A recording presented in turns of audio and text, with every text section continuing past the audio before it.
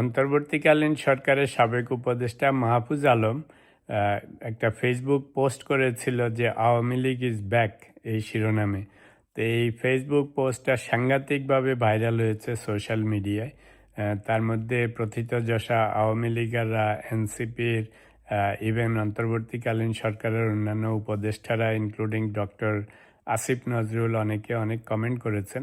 তো অবভিয়াসলি সেজন্য এটা সাংঘাতিক রকমের ভাইরাল হয়েছে এবং এটাতে মাহফুজ আলম বেসিক্যালি যেটা বলতে চাচ্ছিল যে আওয়ামী লীগ ইজ ব্যাক মানে ফিজিক্যালি ব্যাক না, ওদের যে কার্যক্রম, ওদের যে সরকার পরিচালনার ব্যবস্থা সেগুলি অনেকটা বহাল তবিয়তে আছে বা পুনঃপ্রতিষ্ঠা হচ্ছে, এরকম একটা ধরনের ভাব। তো মাহফুজ আলম কোনো ফরেন ক্যারেক্টার না। আজকের আলোচনায় আমি দুটা জিনিস কভার করব। সেটা হচ্ছে যে মাহফুজ আলমের এক্সিস্টেন্স কিংবা এখন যে কোয়াইটনেস, সাথে মাহফুজ আলমের যে নূতন প্রচেষ্টা বা প্রজেক্ট বা পার্টি অল্টারনেটিভস, এই দুটা জিনিস নিয়ে একটু কথা বলবো।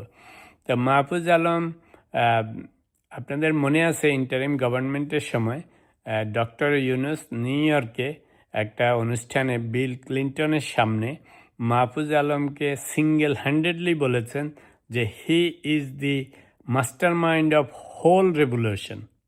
এবং এটা কোনো গোষ্ঠী, দল বা অনেক গ্রুপ বা অনেক লোককে বলেননি, বলেছেন যে Mahfuz Alam is the master mind of the whole revolution. মানে শুধু মাহফুজ আলমের হাত ধরে উনি বিল ক্লিন্টনের সাথে পরিচয় করিয়ে দিয়েছিলেন। আচ্ছা, তো তখন পরে মাহফুজ আলম বলেছে যে শুধু আমি একা না, আরও অনেক লোক ছিল, কিন্তু ডক্টর ইউনুস নিজে এই কথাটা বলেছেন। তো এটার দুটা সিগনিফিকেন্স আছে।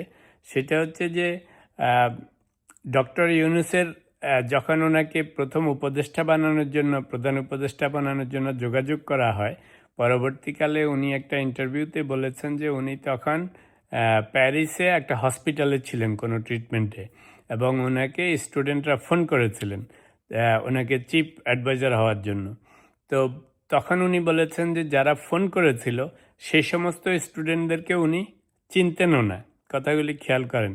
পরবর্তীকালে আরও 2-4 বার ওনার সাথে কথা হয়েছে, তারপরে উনি অ্যাগ্রি করেছেন। কিন্তু ওই কথাটা মনে রেখেন, উনি বলেছেন যে এই সমস্ত স্টুডেন্টদেরকে উনি খুব বেশি চিনতেন না।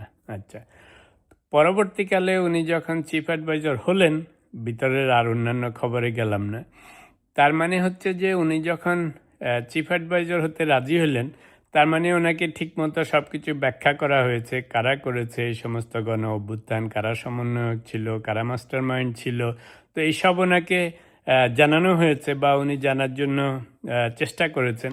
তো সব জেনে শুনে নিশ্চয়ই হি কেম টু দি কনক্লুশন, অথবা ওনাকে জানানো হয়েছে যে মাহফুজ আলম ওয়াজ দি মাস্টার মাইন্ড। খেয়াল করেন, নাইলে ডক্টর ইউনুসের মতো একজন পণ্ডিত ব্যক্তি, অত্যন্ত clever person, Canning person, intelligent person, উনি শুধু একটা পারসনকে আমেরিকাতে নিউ ইয়র্কে বিল ক্লিন্টন সহ যে সভা হচ্ছিল সেখানে সিঙ্গেল হ্যান্ডেডলি মাহফুজ আলমের হাত ধরে বলেছেন he was the master mind of this whole revolution. তো তার মানে হচ্ছে যে ডক্টর ইউনুস বুঝে শুনে এই কথাটা বলেছেন। আর যদি এটা উনি না বলে থাকেন বুঝে শুনে, তাহলে ওনাকে যে প্রথমে হসপিটালে উনি বলেছেন যে ছাত্ররা ওনাকে ফোন করেছিলেন, উনি তাদের চিনতেন না। তো ইদার উনি চিনতেন তাহলে লাই করেছেন, আর যদি না চিনতেন তাহলে উনি পরে জেনেছেন সব, যখন ঘটনা ওনাকে বিস্তারিত জানানো হয়েছে। তো ইদানিংকালে খেয়াল করে দেখবেন অনেকে ডক্টর ইউনুসকেও বলে যে জুলাই গণ অভ্যুত্থানের কলকাঠি নাড়ার পিছনে উনিও ছিলেন। কিন্তু উনি সেই সাক্ষাৎকারে এমনভাবে বলেছেন যে উনি হসপিটালে ছিলেন, উনি জানতেনও না কারা ছাত্ররা ওনাকে ফোন করেছে, উনি সেসব ছাত্রদের চিনতেন না। পরবর্তীকালে উনি যখন বলেছেন যে এই Mahfuz Alam is the master mind, তো তার মানে হচ্ছে যে উনি পরে জেনেছেন যে হি ওয়াজ দি মাস্টার মাইন্ড। আচ্ছা, যাই হোক, তো এই জিনিসটা খালি বলে রাখলাম যাতে আমরা জানি যে ডক্টর ইউনুস ইদার ইনভলভ ছিলেন, লাই করতেছেন স্টুডেন্টদের কথা, মাহফুজ আলমের কথা, অথবা উনি জড়িত ছিলেন না, মাহফুজ আলমরা যে মাস্টার মাইন্ড ছিল সেটা বলেছেন। দুটার একটা ঠিক, দুটা একসাথে ঠিক হতে পারবে না, রাইট? আচ্ছা, এখন মাহফুজ আলমের বিষয়ে আসি। তো ধরে নেই যে ডক্টর ইউনূস যে বলেছে মাহফুজ আলম ছিল মাস্টার মাইন্ড, আপাতত তর্কের খাতিরে ধরে নেন যে হি ওয়াজ এ মাস্টার মাইন্ড। তা আমি মাহফুজ আলম সম্বন্ধে একটুখানি রিসার্চ করে দেখেছি ওর জীবনী। তো দেখা যাচ্ছে যে মাহফুজ আলম আগে ইসলামী শিক্ষায় শিক্ষিত, দাখিল পাশ করেছে, আলিম পাশ করেছে, পরে ঢাকা ইউনিভার্সিটিতে ল পড়েছে। তো তার মানে হচ্ছে যে ওর মধ্যে ইসলামিক শিক্ষাটা ছিল, মানে ওই লাইন থেকে উঠে এসছে। মাহফুজ আলম যখন এই যে ইন্টারিম গভর্নমেন্ট শেষ হয়ে গেল, তারপর থেকে কিন্তু সে এনসিপিতে জয়েন করেনি। এনসিপিতে জয়েন না করে সে করেছে কি, নিজে একটা অল্টারনেটিভস খুলেছে।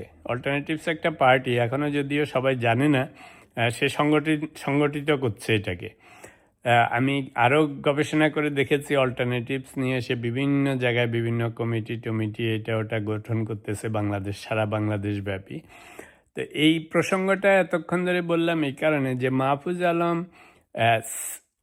মাস্টার মাইন্ড একজন হোক বা কয়েকজনের মধ্যে একজন হোক, যেটাই হোক, যদিও ডক্টর ইউনূস বলেছে ও একাই মাস্টার মাইন্ড ছিল, তো একে ছোট করে দেখার উপায় নেই। এখন যেটা সে করছে, যেহেতু এনসিপিতে যায় নেই, তো এই সমস্ত লোকেরা তো আর বসে থাকবে না। সেই সময় এই যে গণ অভ্যুত্থানের পিছনে যেরকম লেগেছিল, তো এখন সে তো আর একলা এনসিপিতে নাই, ন্যাশনাল পলিটিক্সে নাই, কোথাও নাই, তার মানে সে তো বসে নেই।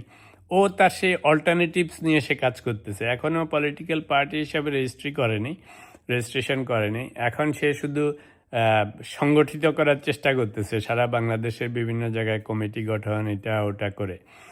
তো যেটা খেয়াল করছি সেটা হচ্ছে যে এখন এই যে কালকে যে পোস্টটা দিয়েছে যে আওয়ামী লীগ ইজ ব্যাক, তো এটা হচ্ছে যে আমরা যখন পাটোয়ারি, নাহিদ ইসলাম, সার্জিস, অমুক তমুক এদেরকে নিয়ে ব্যস্ত, তখন মাহফুজ আলমের কথা অনেকেই ভুলে গেছে। তো মাহফুজ আলম মনে করছে, hey don't forget me, I still exist. তো কেমনে এক্সিস্ট করি দেখেন, একটা ফেসবুক পোস্ট দিয়েছে, সব্বাইয়ের মধ্যে নাড়াচাড়া লেগে গেছে। তো তার মানে হচ্ছে যে আমি বলছি যে এই ছেলেটাকে আন্ডার এস্টিমেট করা ঠিক হবে না। সেই সময় যেমন সে মাস্টার মাইন্ড ছিল, একলা হোক আর কয়েকজনের মধ্যে হোক, এবং সে যখন এনসিপিতে ফেরত যায়নি, এবং সে গভর্নমেন্টে ছিল অ্যাডভাইজার হিসাবে, plus he was the assistant adviser to the chief adviser as well. তো ফলে সে ন্যাশনাল পলিটিক্স, ইন্টারন্যাশনাল পলিটিক্স এবং সেই সময় বাংলাদেশে যত কিছু ইন্টারিম গভর্নমেন্টের সময় হয়েছে এগুলিতে সে দেখেছে। এখন আরও এক্সপার্ট হয়েছে, আরও এক্সপিরিয়েন্সড হয়েছে। তো সেই আঙ্গিকে সে হয়তো বুঝে গেছিল শেষের দিকে এসে যে এনসিপি যেইভাবে এগুচ্ছে তাতে এনসিপির পাওয়ারে যাওয়ার চান্স কম, এই সমস্ত মানুষের বুদ্ধি বেশি। তো সে এই জন্য আর এনসিপিতে যায়নি, না যে সে এখন আবার শুরু করেছে ওই যে আগে যেরকম বুদ্ধিশুদ্ধি করে গণ অভ্যুত্থান ঘটানোর চেষ্টা করেছিল, সে এখন অল্টারনেটিভস নামে একটা পার্টি দাঁড় করানোর চেষ্টা করতেছে। এই জন্যই এখন আবার গণমাধ্যমে এসে মাঝে মাঝে ফেসবুক পোস্ট এটা ওটা দিয়ে পুরাটাকে নাড়া দিয়ে দিচ্ছে, এবং তার পোস্টটা এত সিগনিফিক্যান্ট যে খেয়াল করে দেখেন ওই যে আসিফ নজরুল সহ আরও যতজন আছে বহু লোক ওখানে কমেন্ট করতেছে। তা আমি শুধু আজকে এটুক বলবো, আওয়ামী লীগ ফেরা না ফেরা নিয়ে পরে কথা বলবো। খালি এটা বলবো যে ইন্টারিম গভর্নমেন্টের সময় ও যে কথাটা বলেছে যে আওয়ামী লীগ ইজ ব্যাক, তো যখন ইন্টারিম গভর্নমেন্ট হয়, তো আওয়ামী লীগ যেই কারণে মানুষ মহাবিরক্ত হয়েছিল সেই সময়, একটা তো ছিল অন্যায়, অত্যাচার, জুলুম, নির্যাতন, এ সমস্ত। আরেকটা ছিল নানা রকমের দুর্নীতি। তো এই যে মাহফুজ আলমরা যখন ইন্টারিম গভর্নমেন্টে ছিল, আসিফ নজরুল থেকে শুরু করে, ইভেন চিফ অ্যাডভাইজার থেকে শুরু করে, আসিফ মাহমুদ থেকে শুরু করে, প্রত্যেকের বিরুদ্ধে এত দুর্নীতির অভিযোগ। এই মাহফুজ আলম তো তখন সেখানে ছিল। তো তোমরা যদি মাস্টার মাইন্ড হয়ে থাকো, তোমরা যদি সেই সমস্ত আওয়ামী শাসনের এই ঘুষ, দুর্নীতি, রাহাজানি, নানা রকম জিনিস বন্ধ করার বিরুদ্ধে করে থাকো, তো তোমাদের সমাজে এগুলি হয়েছে কোনো সময় তো শুনি নেই মাহফুজ আলমকে রুখে দাঁড়ানোর জন্য বলে, হে আমাদের এখানে ঘুষ দুর্নীতি হচ্ছে, বন্ধ করতে হবে, মব কালচার হচ্ছে, বন্ধ করতে হবে। তখন তো এই সমস্ত নিয়ে কথা বলে নাই, তখন কিন্তু চুপচাপ ছিল। আমি এই জন্য মাঝে মাঝে বলি, ছাত্র সমন্বয়কদের তরফ থেকে বা সমন্বয়কদের তরফ থেকে যতজন ইন্টারিম গভর্নমেন্টে গেছে, কারো থেকে কিন্তু তেমন কোনো কঠিন কথাবার্তা আমরা শুনি নাই ইন্টারিম গভর্নমেন্টের সময়। এরা সবসময় বেশিরভাগ কোয়াইট ছিল, খালি ঘুষ দুর্নীতি এটা ওটা এখনো অভিযোগ যদিও, কিন্তু সেগুলি তো জড়িত ছিল। এখন মাহফুজ আলম আবার ফেরেশতা হয়ে গেছে। তখন যখন ছিল তখন এগুলি নিয়ে কথা হয়। তোমার সতীর্থরা যে তখন এত দুর্নীতিতে জড়িত হয়ে যাচ্ছে, কই তুমি তো তখন কিছু বলো নেই, ইনক্লুডিং আসিফ নজরুল, সবার বিরুদ্ধেই তো দুর্নীতির অভিযোগ, প্রমাণ হয়নি বাট অভিযোগ তো আছে। বলে না যাহা রটে তাহা বটে। তা এখন আমি শুধু এটুক বলবো, মাহফুজ আলমকে ছোট করে দেখার দরকার নেই। এই জন্য বলছি, যারা অনেকটা গুপ্ত রাজনীতিতে অভ্যস্ত, যারা বিভিন্ন প্রজেক্টে মাস্টারমাইন্ড হিসাবে কাজ করে, এরা সবসময় দাবার গুটি চালতে থাকে গোপনে। এবং এই ছেলেটা তখনও ডক্টর ইউনুস যখন বলেছে সেটাকেও ছোট করে দেখার দরকার নেই, কারণ ওরকম ইন্টারন্যাশনাল স্টেজে বিল ক্লিন্টনদের সামনে নিউ ইয়র্কে দাঁড়িয়ে হাত তুলে বলেছেন হি is the master mind, he is the master mind, মানে ওকে একজনকে বোঝানো হয়েছে বিহাইন্ড হোল রেভলিউশন। তা আমি বলবো যে এই কথাটাকে ছোট করে দেখার দরকার নেই। এখন আবার দেখবেন এই যে অন্যরা যখন লাফালাফি করতেছে, এনসিপি, জামাত, শিবির, এরা ওরা, ও তখন গোপনে ওই যে অল্টারনেটিভস নামে যে সংগঠনটা দাঁড় করানোর চেষ্টা করতেছে সারা দেশব্যাপী, এটাও নূতন মাস্টার মাইন্ডের নূতন প্রজেক্ট। তো এদিকেও একটু সবার খেয়াল রাখতে হবে, কারণ কোনো এক সময় হয়তো আবার এটাকে চাঙ্গা করে এদের সাথে, এই এনসিপি, জামাত, শিবিরের সাথে মিলে হয়তো সরকারকে যেমন পরাস্ত করার চেষ্টা করবে বা দেশে বড় রকমের একটা অঘটন ঘটানোর চেষ্টা করবে। বলছি না নট নেসেসারিলি, তবে এই সমস্ত মানুষ সাংঘাতিক কঠিন হয়। ও যখন আগে একবার মাস্টার মাইন্ড ছিল, এখন আবারও হতে পারে। আগেও তখন সংগঠন করেছিল এগুলি, এখনও করছে, এবং ওর অতীত ইতিহাসেও অনেক কঠিন কঠিন জিনিস আছে। ইভেন ভারতের দু একটা পত্রপত্রিকায় ওকে হিজবুত তাহরির সাথে সদস্য হিসাবেও ঘোষণা করেছিল, যদিও হি রিফিউটেড দ্যাট লেটার অন। তো নানা কিছু আছে এখানে। তো সোজা কথা বলবো যে ও যে বলেছে আওয়ামী লীগ ইজ ব্যাক, এই ব্যাকের পিছনে কিন্তু সমন্বয়করা, ইন্টারিম গভর্নমেন্ট, এনসিপির লোকজন, এরা সবাই কিছুটা দায়ী। কারণ যেই বন্দোবস্ত থেকে, যেই ব্যবস্থা থেকে বাঁচার জন্য আওয়ামী লীগকে গণ অভ্যুত্থানের মাধ্যমে সরানো হয়েছিল, ইমিডিয়েটলি আফটার যখন ইন্টারিম গভর্নমেন্ট গঠন করা হলো, এবং এই সমস্ত তরুণ প্রজন্মের লোকজনও ছিল, এর মধ্যে সমন্বয়কদের লোকজন ছিল, ডক্টর আসিফ নজরুল ছিল, তো এরা সবাই ওখানে যে সেই বন্দোবস্তর কাজই করে গেছে। তারাও দুর্নীতিতে জড়িয়ে গেছে, তারাও স্বজনপ্রীতিতে জড়িয়ে গেছে, তারাও সরকারের সমস্ত প্রতিষ্ঠানগুলিতে নিজেদের পছন্দের লোকজন বসিয়ে দিয়েছে। তো ফলে আপনি একটা রাজত্বকে সরিয়েছেন, কিন্তু নূতন বন্দোবস্তে পুরনো ব্যবস্থাটাকেই আপনারা অবলম্বন করেছেন। তো ফলে হয়েছে কি, আওয়ামী লীগ আমলে সেই বন্দোবস্তটা চেঞ্জ হয় না। এই জন্য আসিফ নজরুল যেটা বলছে, যদিও উনি সেটা মিন করেন নাই, উনি বলছেন যে Awami League is not back, Awami League ছিলই। এখন সেগুলি তাদের যে দম্ভ, তাদের যে অহংকার, তাদের যে বিভ্রান্তি চড়ানোর চেষ্টা, সেটা এখন বাড়তেছে। আসলে আমি বলবো ওনার প্রথম অংশ ঠিক, Awami League is not back.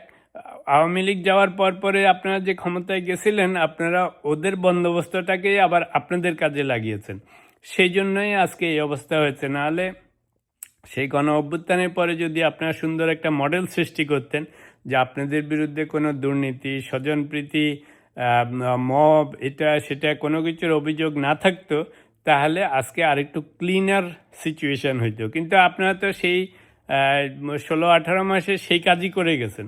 তো ফলে বন্দোবস্ত পুরোপুরি চেঞ্জ হয়নি।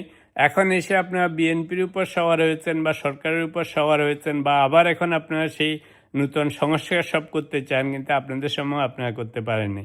যাই হোক, আজকের আলোচনা শুধু এটুকুন বলতে চেয়েছিলাম যে মাহফুজ আলম এবং তার অল্টারনেটিভস যে নূতন পার্টি গোপনে গোপনে সংগঠন করা হচ্ছে, এটার দিকে একটু নজর রাখতে হবে। কারণ কোনো এক সময় এসে এইটাই আবার অন্যান্যদের সাথে মিলে দেশে একটা অরাজকতার সৃষ্টি হতে পারে।